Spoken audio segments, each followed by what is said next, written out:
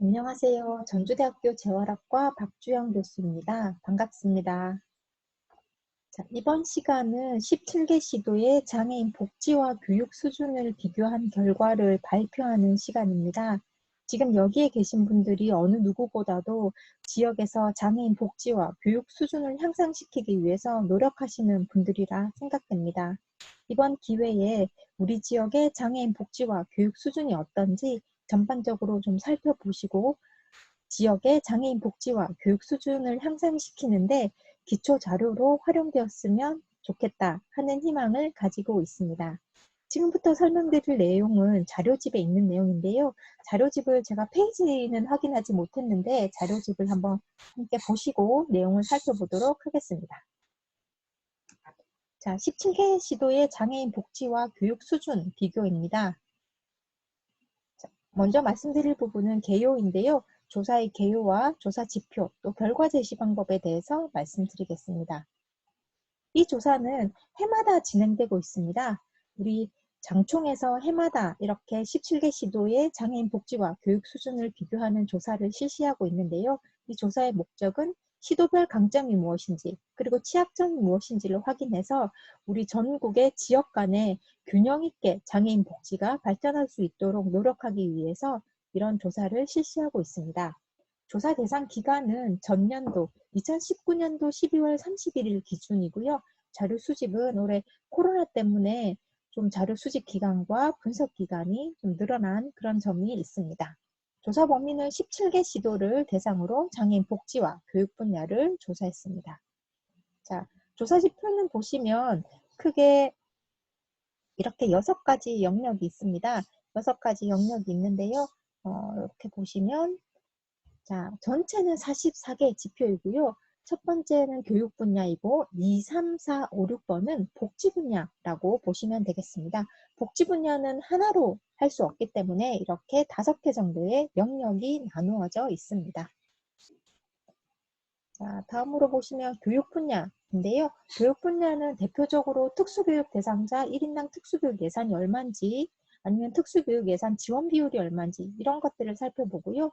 복지 분야에서는 첫 번째로 소득 및 경제활동, 민간 부분의 장애인 고용률은 어떤지 또 보면 뭐 1인당 장애아동 수당 지급액은 어떤지 이런 부분들을 살펴보고 있습니다.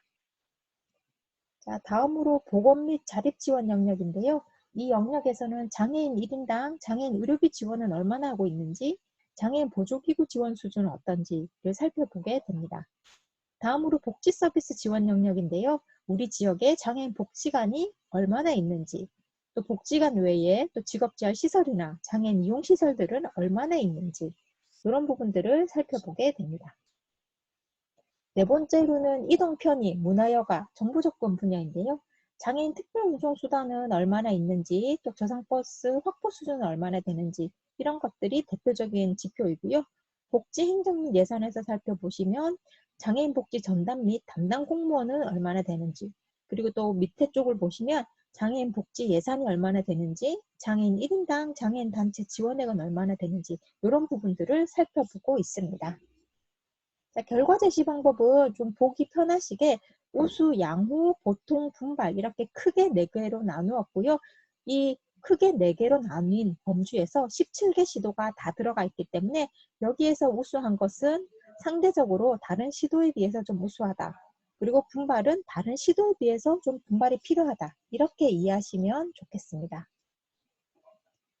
자, 그러면 본격적으로 결과를 말씀드릴게요. 먼저 교육 분야입니다. 교육 분야의 종합 수준은 전체적으로 평균 72.77 정도 점수가 나왔는데요. 전년에 비해서 비슷한 점수인데 조금 상승했다라고 보시면 됩니다. 사실 아시겠지만 예산이 투입이 되어야 변화가 있기 때문에 복지 부분이나 교육 부분 모두 큰 변화가 있다라고 보기는 사실은 좀 힘듭니다. 특히 교육 분야는 조금 약간씩 상승하는 이런 추이를 보이고 있습니다. 최우수 지역은 대전이었고요. 최하위 지역은 경기로 나타났습니다.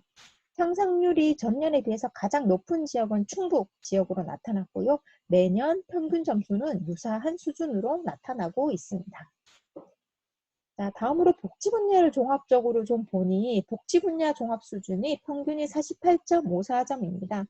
그래서 교육 분야에 비해서 복지 분야가 좀 낮다, 이렇게 이해하실 수 있습니다. 이 복지 분야에서 지금 제일 잘하고 있는 지역은 대전 지역으로 나타났습니다. 그리고 최하위 지역은 전북 지역이었고요.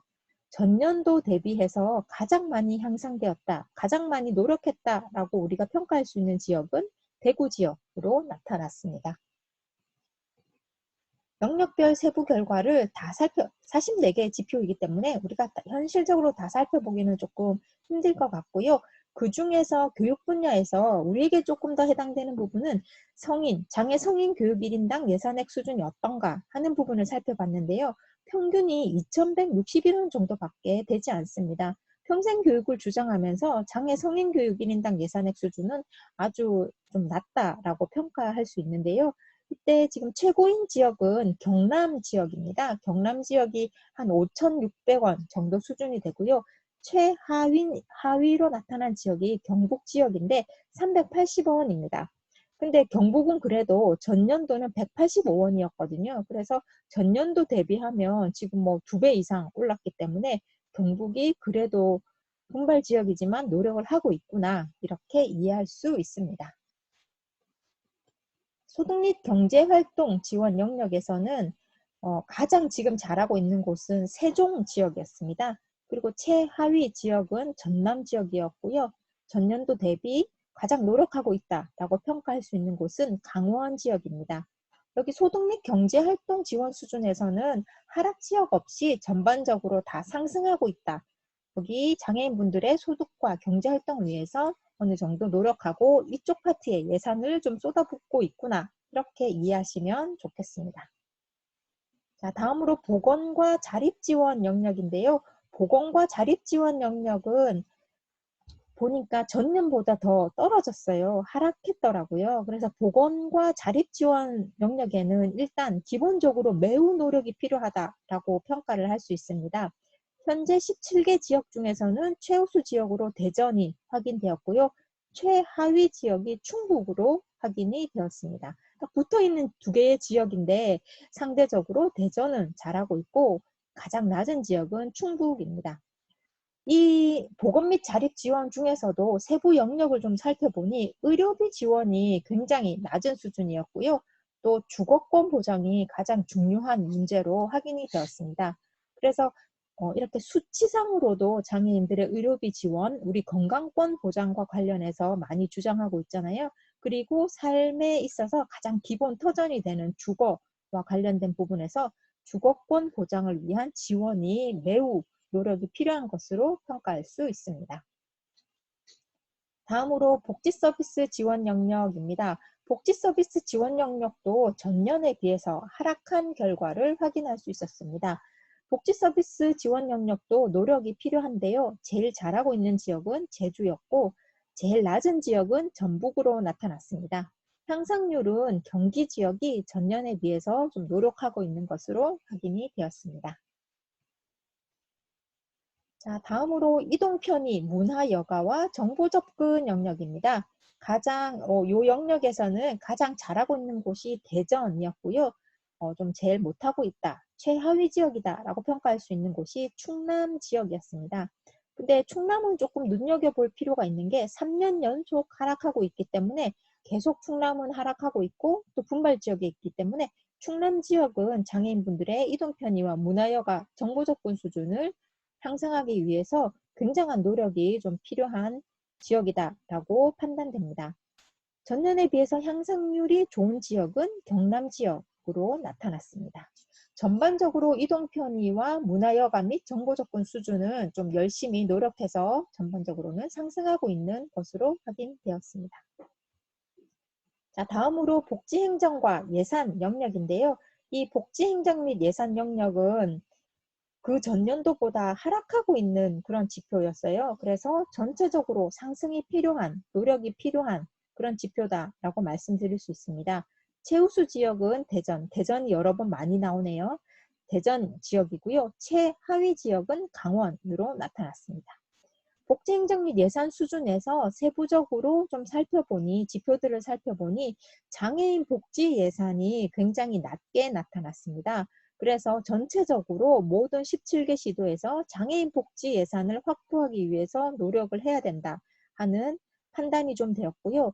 또 장애인 단체 지원이 또 열악하다. 다른 지표들, 복지행정 및 예산 수준, 요 영역 지표들 중에서도 장애인 단체 지원이 열악하다 하는 것으로 확인이 되었습니다. 그래서 장애인 단체를 위한 지원도 조금 더 확대할 필요가 있다. 적극적으로 노력할 필요가 있다. 이렇게 판단됩니다. 종합 결과를 좀 말씀드릴게요. 전반적으로 결과를 말씀드리면 전년 대비 약간 상승했습니다. 약간 상승했고 복지 영역 중에 보건 및 자립 지원, 복지 서비스 지원, 복지 행정 및 예산은 하락했기 때문에 노력이 필요합니다. 광주는 지역별로 좀 살펴보면요. 광주는 전년 대비 향상했다 한 것으로 나타났고요. 울산과 충남, 경북은 전년 대비 하락했습니다. 그래서 이 지역들은 조금 더 노력할 필요가 있습니다. 이 자료는 지자체에서 제출하신 자료, 그리고 우리 사회복지 정보망을 통해서 확인할 수 있는 자료, 또 복지부와 고용노동부, 한국장애인고용공단, 한국장애인개발원 등을 통해서 우리가 수집할 수 있는 자료들을 수집했기 때문에 만약에 거기에서 제출된 자료가 좀 신뢰도가 낮다 하면 이 자료에 문제가 있다라고 볼 수도 있는데요. 일단 정부와 또 사회복지 정보망에서 취합한 자료는 저희가 공신력 있게 신뢰할 수 있다라고 판단을 했고요. 지자체에서 제출한 자료 중에서도 일부 좀 누락된 자료는 있을 수 있을 거라고 생각됩니다. 그래서 지자체 자료를 근거로 했다 하는 점, 그리고 상대평가했다. 어떤 지역이 못한다 이런 뜻은 아니고요. 다른 지역에 비해서 전국 17개 중에서 이 정도의 순위에 해당된다 이런 뜻이기 때문에 이런 부분을 좀 이해해 주시면 좋겠습니다. 전반적으로 살펴보니 우수 지역이 대전이 좀 많이 나왔습니다. 그래서 대전이 좀 많이 나왔고요. 여기 지도를 보시면 그리고 제주도 우수 지역으로 좀 많이 거론이 되었고요. 또 대구, 세종 이런 쪽이 우수 지역으로 많이 거론이 되고 있습니다. 전국 중에서 압도적으로 대전이 교육, 복지, 소득 및 경제는 아니네요. 보건 및 자립 지원, 또 복지 서비스 지원, 이동 문화여가 정보 접근, 복지 행정 및 예산, 소득 및 경제 활동 빼고는 대전이 다 이렇게 우수한 지역으로, 양호한 지역으로 나타나고 있습니다. 전반적으로 분발해야 되는 지역, 여기 지도를 좀 보시면 이렇게 딱 띠를 두르고 빨간색으로 분발해야 되는 지역들이 좀 있습니다. 이게 동서로 이렇게 나뉜다라고 하기는 조금 어렵지만 그래도 강원도를 제외하고는 좌측의 분발 지역이 좀 많이 밀집되어 있다 하는 것을 눈으로도 확인할 수 있습니다. 그래서 이 지역들이 좀 분발할 필요가 있는데요. 보시면 경기, 또 울산, 강원, 충남, 전북, 전남 이런 지역들이 좀 분발할 필요가 있는 그런 지역들입니다. 자, 전반적인 소개는 여기까지 드리는 것으로 하겠고요. 지금 한마음 교류대회 하시는 곳이 경상북도 경주에서 하는 것으로 알고 있습니다. 그래서 특별히 경북 지역에 대해서 간단하게 조금 더 설명드리는 것으로 하겠습니다. 자, 경상북도 같은 경우에는 전체적으로 보니까 이 그림을 보시면 아실 텐데요. 여기 칸에 들어있는 것들이 내용들이 분발, 보통, 분발, 양호 이렇습니다. 사실 우수가 없습니다. 그래서 경북 지역은 전체적으로 봤을 때 양호가 2개가 있고 보통이 2개가 있고 분발이 3개 이렇게 있습니다. 그래서 조금 더 분발할 필요가 있는 지역입니다. 자, 경북은 교육 분야에서 전년도에 비해서 향상된 지표는 특수교사 법정 충원율 정도가 향상되었고요. 전년도에 비해서 특수교육 예산 지원이나 장애인 교원 고용률이나 장애 성인 교육 1인당 예산을 앞에서 말씀드렸죠. 그래서 좀 하락한 지표들입니다. 그래서 이런 지표들이 조금 더 향상될 필요가 있는 지표들입니다. 교육 분야는 2018년에는 경북이 보통이었는데요. 2019년 결과, 지금 2020년에 발표하는 결과를 보면 분발 수준으로 나타납니다. 더 상대적으로 살펴봤을 때 17개 시도를 상대적으로 살펴봤을 때 전년에 비해서 한 단계 낮아졌다 하는 것을 알 수 있습니다. 자, 복지 분야에서는 경상북도가 전년에 비해서 동일한 것은 소득 및 경제활동, 복지 서비스는 동일했고요. 하락한 영역은 보건 및 자립, 또 이동 편의 문화여관 및 정보 접근 쪽에서는 많이 좀 하락이 된 부분이기 때문에 더 향상할 필요가 있습니다. 자, 복지 분야도 전년에 대비해서 경북은 양호에서 보통으로 더 아래쪽으로 한 단계 낮아졌습니다. 교육 분야도 한 단계 낮아지고 복지 분야도 한 단계 낮아졌기 때문에 경상북도는 장애인의 복지와 교육을 위해서 조금 더 노력해야 될 필요가 있습니다. 이렇게 낮아졌다는 뜻은 경북이 그전 연도에 비해서 못했다, 더 노력하지 않았다, 예산을 더 쓰지 않았다 하는 뜻은 아닙니다.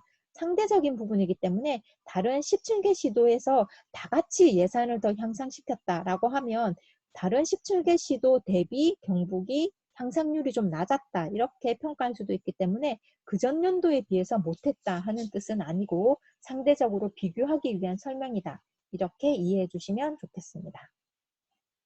자, 경상북도를 위해서 특별히 좀 제언을 드리도록 하겠습니다. 경상북도의 강점은 복지 서비스 지원 영역에서 장애인 복지관 충족 수준이라든지 장애인 이용기간 충족이라든지 이런 부분들이 양호합니다. 그리고 복지행정 및 예산 영역에서도 장애인 관련 위원회 운영이라든지 장애인 단체 지원, 여성장애인 예산 이런 부분들이 좀 양호한 수준입니다. 경상북도의 취약점은 전반적으로 다른 17개 시도에 비해서 장애인 교육 분야와 복지 분야가 좀 낮게 나타났다. 이렇게 이해하시면 좋겠습니다. 자, 이런 결과를 바탕으로 경상북도에 조금 말씀드리고 싶은 우선 과제입니다. 전반적으로 사실은 좀 노력이 필요합니다. 경상북도에서도 굉장히 해마다 열심히 노력하시는 걸로 알고 있는데요. 이게 이 분석 자체가 17개 시도를 비교하는 분석이다 보니 이렇게 결과가 나타났다고 이해해 주시면 좋을 것 같고요. 앞으로 하실 때 장애인 복지와 교육과 관련된 정책이나 사업을 추진하실 때 이런 부분을 조금 더 참고해서 하시면 좋겠습니다. 전반적인 노력이 좀 필요하고요. 특히 장애인 의료비나 활동 지원 서비스, 또 장애인 성인교육, 또 자립생활센터, 장애인 주거권, 장애인 정보통신 이쪽에 조금 더 노력을 기울이시면 좋을 것 같습니다. 그리고 인프라 측면에서는 단기 거주시설이나 공동생활가정, 또 장애아 통합 및 전담 어린이집, 또 특별 운송수단 확충 이런 쪽으로 조금 더 관심을 기울이고 인프라를 확대하고 예산을 투입하시면 더 경상북도가 17개 시도 이런 비교를 했을 때 조금 더 우위에 있는 위치를 점유할 수 있을 것이다 라고 기대하고 희망하고 있습니다. 자, 제가 설명드린 부분은 여기까지이고요. 여러분들 마지막까지 평안하게 잘 지내시다가 귀가하시는 것을 희망하겠습니다. 코로나 시대에 여러모로 힘드셨을 텐데 우리 장애인분들의 복지와 교육, 전반적으로 또 인권 향상을 위해서 현장에서 노력해 주시는 여러분들께 감사의 말씀을 드리고 저는 오늘 이것으로 마무리 말씀을 드리겠습니다. 짧은 시간이지만 끝까지 경청해 주셔서 감사합니다.